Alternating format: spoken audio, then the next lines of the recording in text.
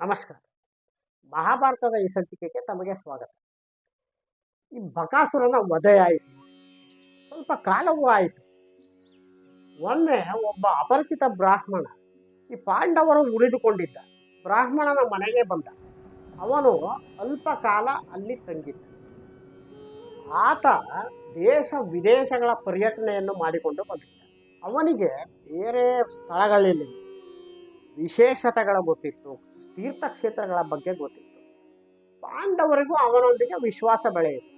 ಅವನು ಬೇರೆ ದೇಶಗಳ ಈ ವಿಶೇಷತೆಗಳ ಬಗ್ಗೆ, ತೀರ್ಥಕ್ಷೇತ್ರಗಳ ಬಗ್ಗೆ, ಇತರ ಸ್ಥಳಗಳ ಬಗ್ಗೆ ಪಾಂಡವರಿಗೆ ಹೇಳುತ್ತಿದ್ದ.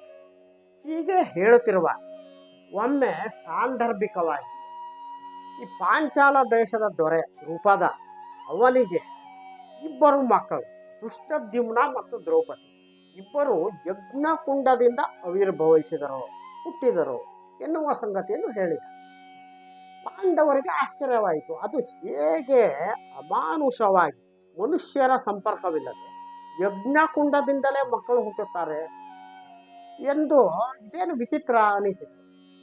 ಆಗ ಅವರು ಆ ಬ್ರಾಹ್ಮಣನಿಗೆ ಹೇಳಿದರು, ಇದನ್ನು ಸ್ವಲ್ಪ ವಿಶದವಾಗಿ ಹೇಳಿ ಎಂದರು. ಆಗ ಆ ಬ್ರಾಹ್ಮಣ ಇವರಿಗೆ ವಿವರಿಸಿದ. ದ್ರೋಣರಿಂದ ದ್ರುಪದ ಪರಾಜಿತನಾಗಿದ್ದ.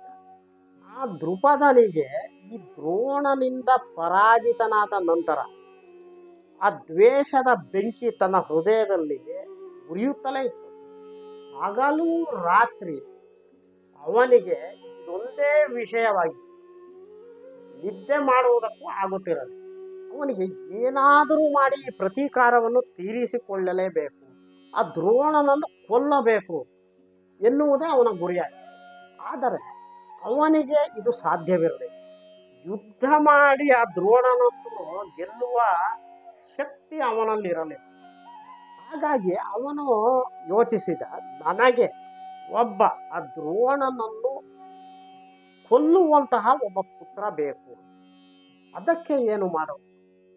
ಇದಕ್ಕೆ ಅಥರ್ವದಲ್ಲಿ ಪರಿಣಿತರಾದವರು, ಅಂದರೆ ಯಾಗ ಯಜ್ಞ ಹೋಮ ಹವನಗಳಿಂದ ಯಾರಾದರೂ ಒಬ್ಬರು ನನಗೆ ದ್ರೋಣನನ್ನು ಹತ್ಯೆಗೈಯುವ ಸಾಮರ್ಥ್ಯವಿರೋ ಒಬ್ಬ ಪುತ್ರನನ್ನು ಕೊಡಿಸುವಂತಹ ಮಹರ್ಷಿಗಳಿದ್ದಾರೆ ಎನ್ನುತ್ತಾ ಹುಡುಕುತ್ತಾ ಹೋದ. ಅವನು ಹೀಗೆ ಒಂದು ಪ್ರದೇಶದಿಂದ ಇನ್ನೊಂದು ಪ್ರದೇಶಕ್ಕೆ ಹುಡುಕುತ್ತಾ ಹೋದ. ಕೊನೆಗೆ ಗಂಗಾ ನದಿಯ ತೀರದಲ್ಲಿ ಇಬ್ಬರು ಸಹೋದರರು ಬ್ರಹ್ಮರ್ಷಿಗಳಾಗಿದ್ದರು. ಅವರ ಹೆಸರು ಯಾಜ ಮತ್ತು ಉಪಯಾಜ ಎಂದು. ಅವರಿಬ್ಬರು ಸೂರ್ಯನ ಉಪಾಸಕ. ಈ ರಾಜ ದ್ರುಪದ ಅವರ ಆಶ್ರಮದಲ್ಲಿ ಉಳಿದುಕೊಂಡು ಅವರ ಸೇವೆಯನ್ನು ಮಾಡಲು ತೊಡಗಿದ.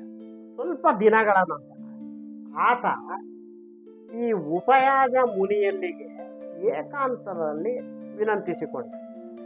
ಎಲ್ಲ ವಿಷಯವನ್ನು ಹೇಳಿ, ಮುನಿಶ್ರೇಷ್ಠ, ನನಗೆ ಈ ದ್ರೋಣನ ಮೇಲೆ ಸೇಡು ತೀರಿಸಿಕೊಳ್ಳಬೇಕಾಗಿದೆ. ನನಗೆ ನೀನು ಯಜ್ಞದ ಮೂಲಕ ಒಬ್ಬ ಅಂತಹ ಪುತ್ರನನ್ನು, ದ್ರೋಣನನ್ನು ಕೊಲ್ಲುವಂತಹ ಸಾಮರ್ಥ್ಯವಿರುವ ಒಬ್ಬ ಪುತ್ರನನ್ನು ದಯಪಾಲಿಸು. ನೀನು ಹಾಗೆ ಮಾಡಿದರೆ ನಾನು ನಿನಗೆ ಲಕ್ಷಗಟ್ಟಲೆ ಗೋವುಗಳನ್ನು ಕೊಡುತ್ತೇನೆ, ನೀನು ಕೇಳಿದ್ದನ್ನು ನಾನು ಕೊಡುತ್ತೇನೆ ಎಂದ. ಆದರೆ ಉಪಯಾಜ ಮುನಿ ಇದಕ್ಕೆ ಸಮ್ಮತಿಸಲಿಲ್ಲ. ಏಕೆಂದರೆ ಕೊಲ್ಲುವುದಕ್ಕೆ ಒಬ್ಬರನ್ನು ಹುಟ್ಟಿಸಬೇಕೆಂದರೆ ಅದು ಅಧರ್ಮವಾಗಿ ಕಾಣಿಸುತ್ತಿತ್ತು. ದ್ರುಪದನಿಗೆ ಸ್ವಲ್ಪ ನಿರಾಶೆಯಾಯಿತು. ಆದರೂ ಅವನು ಆಶ್ರಮದಲ್ಲೇ ಇದ್ದ. ಒಮ್ಮೆ ಈ ಉಪಯಾಜ ಮುನಿ ಈ ದ್ರುಪದನನ್ನು ಕರೆದು ಹೇಳಿದರು, ಮಹಾರಾಜ ದ್ರುಪದ, ಈ ನನ್ನ ಅಣ್ಣ ಯಾಜ, ಅವನು ಸ್ವಲ್ಪ ಈ ಐಹಿಕ ಭೋಗಗಳಲ್ಲಿ, ಈ ಪ್ರಾಪಂಚಿಕ ಸುಖಗಳಲ್ಲಿ ಆಸಕ್ತಿಯಿಂದ ಇದ್ದಾನೆ. ಇದನ್ನು ನಾನೇ ಒಂದೆರಡು ಬಾರಿ ಕಣ್ಣಾರೆ ನೋಡಿದ್ದೇನೆ. ನೀನು ಅವನನ್ನು ಕೇಳಿ ನೋಡು, ಅವನು ಇದಕ್ಕೆ ಸಮ್ಮತಿಸಬಹುದು. ಆಗ ದ್ರುಪದ ಮತ್ತೆ ಸ್ವಲ್ಪ ದಿನಗಳ ನಂತರ ಈ ಯಾಜನ ಸೇವೆಯನ್ನು ಮಾಡಿ ಯಾಜನಲ್ಲಿ ಏಕಾಂತದಲ್ಲಿ ಇರುವ ವಿಷಯವನ್ನು ಹೇಳಿ ಅವನಲ್ಲಿ ವಿನಂತಿಸಿಕೊಂಡ, ಮುನಿಶ್ರೇಷ್ಠ, ದಯವಿಟ್ಟು ನನಗೆ ಒಬ್ಬ ಪರಾಕ್ರಮಿಯಾದ ಮಗನನ್ನು, ಈ ದ್ರೋಣನನ್ನು ಹತ್ಯೆಗೈಯುವುದಕ್ಕೆ ಯಾಗದ ಮೂಲಕ ಕೊಡಿಸಿಕೊಂಡು, ಏಕೆಂದರೆ ಆ ದ್ರೋಣ ಕ್ಷಾತ್ರ ತೇಜಸ್ಸು ಬ್ರಹ್ಮ ತೇಜಸ್ಸು ಎರಡನ್ನೂ ಹೊಂದಿದ್ದಾನೆ, ದಿವ್ಯಾಸ್ತ್ರಗಳ ಸಂಪನ್ನನಾಗಿದ್ದಾನೆ. ಆದರೆ ನಾನು ಬರೀ ಕ್ಷಾತ್ರ ತೇಜಸ್ಸು ಮಾತ್ರ ನನ್ನಲ್ಲಿದೆ. ಹಾಗಾಗಿ ನನಗೆ ದ್ರೋಣನನ್ನು ವಧಿಸಲು ಸಾಧ್ಯವಾಗುತ್ತಿಲ್ಲ. ನೀನು ಹೀಗೆ ನನಗೆ ಒಬ್ಬ ಪುತ್ರನನ್ನು ಕೊಡಿಸಿದ, ನಾನು ನಿನಗೆ ಲಕ್ಷಗಟ್ಟಲೆ ಗೋಗಳನ್ನು ಕೊಡುತ್ತೇನೆ ಮತ್ತು ನೀನು ಏನು ಕೇಳಿದರೂ ಅದನ್ನು ಕೊಡುತ್ತೇನೆ ಎಂದ. ಈ ಯಾಜಮುನಿ ಅದಕ್ಕೆ ಸಮ್ಮತಿಸಿದ. ನಂತರ ಯಾಜಮುನಿ ಆಶ್ವಾಸನೆಯನ್ನು ಕೊಟ್ಟ, ನಾನು ನಿನಗೆ ಒಬ್ಬ ವೀರನಾದ ಪುತ್ರನನ್ನು ಯಜ್ಞದ ಮೂಲಕ ಸಾರ್ಥಕಪಡಿಸಿ ಕೊಡುತ್ತೇನೆ ಎಂದ. ಯಾಗದ ನೇತೃತ್ವವನ್ನು ಯಾಜಮುನಿಯೇ ವಹಿಸಿಕೊಟ್ಟ. ಯಾಗಕ್ಕೆ ಎಲ್ಲ ಸಿದ್ಧತೆಗಳು ನಡೆದವು. ಈ ಯಾಜಮುನಿ ಉಪಯಾಜನನ್ನು ಈ ಯಾಗದಲ್ಲಿ ಸೇರಿಸಿಕೊಂಡ. ಈ ಯಾಗ ನಿರ್ವಿಘ್ನವಾಗಿ ನೆರವೇರಿತು, ಪೂರ್ಣಾಹುತಿಯೂ ಆಯಿತು. ನಂತರ ಈ ಹವಿಸ್ಸು ಅಂದರೆ ಯಾಗದ ಪ್ರಸಾದವನ್ನು ಕೈಯಲ್ಲಿ ಹಿಡಿದುಕೊಂಡು ಯಾಜಮುನಿ ಮಹಾರಾಣಿ ದ್ರುಪದನ ಪತ್ನಿಯನ್ನು ಕರೆದ. ಮಹಾರಾಣಿ, ಒಂದು ಈ ಹವಿಸ್ಸನ್ನು ಸ್ವೀಕರಿಸುವುದು, ನಿನಗೆ ಒಬ್ಬ ವೀರ ಪುತ್ರನಾಗುತ್ತಾನೆ, ಇನ್ನೊಬ್ಬಳು ಸೌಂದರ್ಯವತಿಯಾದ ಮಗಳು ಆಗುತ್ತಾಳೆ ಎಂದ. ಆದರೆ ರಾಣಿ ಹೇಳಿದಳು, ಮುನಿಶ್ರೇಷ್ಠ, ನಾನು ತಾಂಬೂಲದಿಂದ ಮತ್ತು ಈ ಅಂಗಲೇಪನದಿಂದ ಅಶುಚಿಯಾಗಿದ್ದೇನೆ. ನಾನು ಈಗಲೇ ಹೋಗಿ ಸ್ನಾನ ಮಾಡಿಕೊಂಡು ತಿರ್ಭೂತಳಾಗಿ ಬರುತ್ತೇನೆ ಎಂದಳು. ಯಾಜಮುನಿಗೆ ಸ್ವಲ್ಪ ಅಸಮಾಧಾನವಾಯಿತು. ಆ ಮುನಿ ಹೇಳಿದ, ನೀನು ಈಗಲೇ ಬಂದು ಇದನ್ನು ಸ್ವೀಕರಿಸಬೇಕು, ಇಲ್ಲವಾದರೆ ನಿನ್ನ ಸಂಪರ್ಕ ಇಲ್ಲದೆಯೇ ಈ ಯಾಗವನ್ನು ಸಾರ್ಥಕ ಮಾಡಿಕೊಳ್ಳುವ ಶಕ್ತಿ ನನಗೆ ಇದೆ ಎಂದ. ಆದರೂ ರಾಣಿ, ಈ ಪವಿತ್ರವಾದದ್ದನ್ನು ನಾನು ಹೇಗೆ ಸ್ವೀಕರಿಸುವುದು, ನಾನು ತಕ್ಷಣ ಸ್ನಾನ ಮಾಡಿಕೊಂಡು ಬರುತ್ತೇನೆ ಎಂದು ಹೊರಟಳು. ಅವಳು ಬರುವುದು ಸ್ವಲ್ಪ ತಡವಾಯಿತು. ಯಾಜಮುನಿ ಕ್ರುದ್ಧನಾದ. ಅವನು ಆ ಹವಿಸ್ಸನ್ನು ಯಜ್ಞೇಶ್ವರನಿಗೆ ಸಮರ್ಪಿಸಿದ. ಅಂದರೆ ಅರ್ಥಾತ್ ಈ ಯಜ್ಞದ ಅಗ್ನಿಗೆ ಆ ಹವಿಸ್ಸನ್ನು ಹಾಕಿದ. ಆ ಯಾಗದ ಅಗ್ನಿ ದಗದಗನೆ ಪ್ರಜ್ವಲಿಸುತ್ತಾ ಉರಿಯುತ್ತಿತ್ತು. ಈತ ಮುನಿ ಆ ಹವಿಸ್ಸನ್ನು ಹಾಕಿದ ಕೂಡಲೇ ಆ ದಗದಗಿಸುವ ಅಗ್ನಿಯಲ್ಲಿ ಒಬ್ಬ ದೇವತೆಯಂತೆ ಪ್ರಜ್ವಲಿಸುತ್ತಿರುವ ಯುವಕ ಪ್ರತ್ಯಕ್ಷನ. ಅವನ ತಲೆಯ ಮೇಲೆ ಕಿರೀಟವಿತ್ತು, ಕವಚ ಕುಂಡಲಗಳಿತ್ತು, ಕೈಯಲ್ಲಿ ಬಿಲ್ಲು ಬಾಣಗಳಿತ್ತು. ಅವನು ಅಲ್ಲಿಂದ ಹೊರಬಂದವನೇ ರಥದಲ್ಲಿ ಹೋಗಿ ಕುಳಿತುಕೊಂಡ. ಆಗ ಅಶರೀರವಾಣಿಯಾಯಿತು, ಈತ ದ್ರೋಣರ ವಿನಾಶಕ್ಕಾಗಿಯೇ ಹುಟ್ಟಿದ್ದಾನೆ ಎಂದು. ನಂತರ ಕೆಲವು ಕ್ಷಣಗಳಲ್ಲಿ ಅದೇ ಯಜ್ಞದ ಅಗ್ನಿಯಲ್ಲಿ ಒಬ್ಬಳು ಕೃಷ್ಣ ವರ್ಣದ ಕನ್ಯೆ ಸ್ಫುರದ್ರೂಪಿಯಾಗಿ ಕಾಣಿಸಿಕೊಂಡಳು. ದೇವತೆಯ ಸೌಂದರ್ಯದಂತೆ ಅವಳ ಸೌಂದರ್ಯ ಅಲೌಕಿಕವಾಗಿತ್ತು. ಅವಳು ಹಸನ್ಮುಖಿಯಾಗಿ ಆ ಯಾಗದ ಕುಂಡದಿಂದ ಹೊರಬಂದಳು. ಹೀಗೆ ದ್ರುಪದನಿಗೆ ಆ ಯಜ್ಞ ಕುಂಡದಿಂದ ಒಬ್ಬ ಮಗ ಮತ್ತು ಒಬ್ಬ ಮಗಳು ಹುಟ್ಟಿದರು. ಅವರ ನಾಮಕರಣವೂ ಆಯಿತು. ಆತನಿಗೆ, ಆ ಯುವಕನಿಗೆ ದುಷ್ಟದ್ಯುಮ್ನ ಎಂದು ಹೆಸರಾಯಿತು. ಈ ಯುವತಿಗೆ ಕೃಷ್ಣೆ ಎನಿಸಿಕೊಂಡು ದ್ರುಪದನ ಮಗಳಾಗಿದ್ದರಿಂದ ದ್ರೌಪದಿ ಅಂತಲೂ ಎನಿಸಿಕೊಂಡ.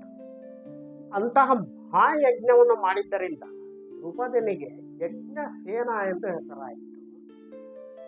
ಯಜ್ಞದಿಂದ ಹುಟ್ಟಿದ್ದವಳಾಗಿದ್ದರಿಂದ ದ್ರೌಪದಿಗೆ ಯಾಜ್ಞಸೇನಿ ಎನ್ನುವ ಅನ್ವರ್ಥಕ ನಾಮವೂ ಆಯಿತು. ಈ ದ್ರುಪದನ ಮಗ ದುಷ್ಟದ್ಯುಮ್ನ ಮತ್ತೆ ಆ ದ್ರೋಣನ ಹತ್ತಿರಕ್ಕೆ ಶಿಷ್ಯನಾಗಿ ಹೋದ.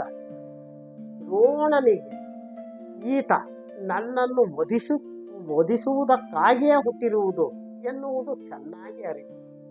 ಆದರೂ ದ್ರೋಣ ದೈವ ಸಂಕಲ್ಪವಿದ್ದಂತೆ ಆಗ ದೈವೇಚ್ಛೆ ಎಂದು ಆ ದುಷ್ಟದ್ಯುಮ್ನಿಗೆ ಧನುರ್ವಿದ್ಯೆಯನ್ನು ಸಹ ಕಲಿಸಿದ. ಈ ವಿಷಯವನ್ನೆಲ್ಲ ಆ ಅಪರಿಚಿತ ಬ್ರಾಹ್ಮಣ ಈ ಪಾಂಡವರಿಗೆ ಹೇಳಿದ ಮತ್ತು ಮುಂದುವರಿದು ಹೇಳಿದ, ಆ ದ್ರೌಪದಿಗೆ ಶೀಘ್ರದಲ್ಲೇ ಸ್ವಯಂವರವಾಗುತ್ತದೆ. ಸ್ವಯಂವರದ ಏರ್ಪಾಡುಗಳೆಲ್ಲ ಪಾಂಚಾಲದಲ್ಲಿ ನಡೆಯುತ್ತಾ ಇದೆ. ಜನರು ಸಂಭ್ರಮಿಸುತ್ತಿದ್ದಾರೆ. ಆ ಸ್ವಯಂವರಕ್ಕೆ ಬಹಳಷ್ಟು ಕ್ಷತ್ರಿಯ ಮಹಾಪುರುಷರು ರಾಜರುಗಳು ಬರುವವರಿದ್ದಾರೆ ಎಂದ. ಇದೆಲ್ಲವನ್ನು ಕೇಳಿದ ಪಾಂಡವರಿಗೆ ಸ್ವಲ್ಪ ಮನಸ್ಸು ಕದಡಿದಂತೆ ಆಯಿತು. ಏಕೆಂದರೆ ತಮ್ಮ ಗುರು ದ್ರೋಣರನ್ನು ವಧಿಸುವುದಕ್ಕಾಗಿ ಒಬ್ಬ ಹುಟ್ಟಿದ್ದಾನೆ ಎನ್ನುವ ಮಾತು ಅವರ ತಳಮಳಕ್ಕೆ ಕಾರಣವಾಯಿತು. ನಂತರ ಈ ಬ್ರಾಹ್ಮಣ ಹೊರಟು ಹೋದ. ಕುಂತಿದೇವಿ ಸನಿಹದಲ್ಲಿದ್ದವರು ಈ ಎಲ್ಲ ವಿಚಾರಗಳನ್ನು ಕೇಳುತ್ತಲಿದ್ದವರು. ಅವಳಿಗೆ ಈ ಪಾಂಡವರು ದ್ರೌಪದಿಯ ಸೌಂದರ್ಯವನ್ನು ವರ್ಣನೆ ಮಾಡಬೇಕಾ, ದ್ರೌಪದಿಯ ಸ್ವಯಂವರದ ಬಗ್ಗೆ ಆ ಬ್ರಾಹ್ಮಣ ಹೇಳುವಾಗ ತನ್ನ ಪುತ್ರರ ಮುಖದ ಭಾವದಲ್ಲಿನ ಬದಲಾವಣೆಗಳನ್ನು ಅವನು ಗಮನಿಸಿದ. ಆ ಬ್ರಾಹ್ಮಣ ಹೋದ ನಂತರ ಆ ಕುಂತಿದೇವಿ ಯುಧಿಷ್ಠಿರನನ್ನು ಕರೆದಳು. ಅವಳು ಹೇಳಿದಳು, ಯುಧಿಷ್ಠಿರ, ಈ ಏಕಚಕ್ರ ನಗರಕ್ಕೆ ಬಂದು ಬಹಳ ಕಾಲವಾಯಿತು. ಒಂದೇ ಕಡೆ ನಾವು ಇರಬಾರದು.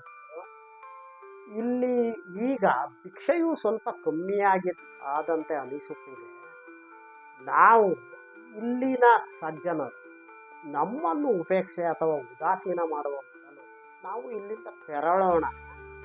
ಆ ಬ್ರಾಹ್ಮಣ ಹೇಳಿದಂತೆ ಪಾಂಚಾಲ ದೇಶ ಸುಭಿಕ್ಷವಾಗಿದೆ ಮತ್ತು ಅದರ ರಾಜ ದ್ರುಪದ ಸಾಧು ಸಜ್ಜನರನ್ನು ಸಾತ್ವಿಕರನ್ನು ಗೌರವವಾಗಿ ಕಾಣುತ್ತಾನಂತೆ. ಅಲ್ಲಿಗೆ ನಾವು ಹೋಗುವುದು ಒಳ್ಳೆಯದು ಎಂದರು. ಆಗ ಯುಧಿಷ್ಠಿರ, ಅಮ್ಮ ನಿನ್ನ ಆಜ್ಞೆ ಎಂದ. ಮತ್ತೆ ಸಹೋದರರನ್ನು ಅವನು ಹೇಳಿದ. ಅವನು ತಕ್ಷಣ ಅವನ ಸಹೋದರರು ಎಲ್ಲರೂ ಇದಕ್ಕೆ ಸಮ್ಮತಿಸಿದರು. ಪಾಂಡವರು ಮತ್ತು ಕುಂತಿ ಏಕಚಕ್ರದ ನಗರದಿಂದ ಹೊರಡಲು ಅಣಿಯಾದ. ಮುಂದೆ ಈ ಅರ್ಜುನ ಮತ್ತು ಅಂಗಾರಪರ್ಣ ಎನ್ನುವ ಗಂಧರ್ವ ರಾಜನ ನಡುವೆ ಸಂಘರ್ಷ ಹೇಗಾಯಿತು ಎನ್ನುವುದನ್ನು ತಿಳಿಸಿ. ನಮಸ್ಕಾರ.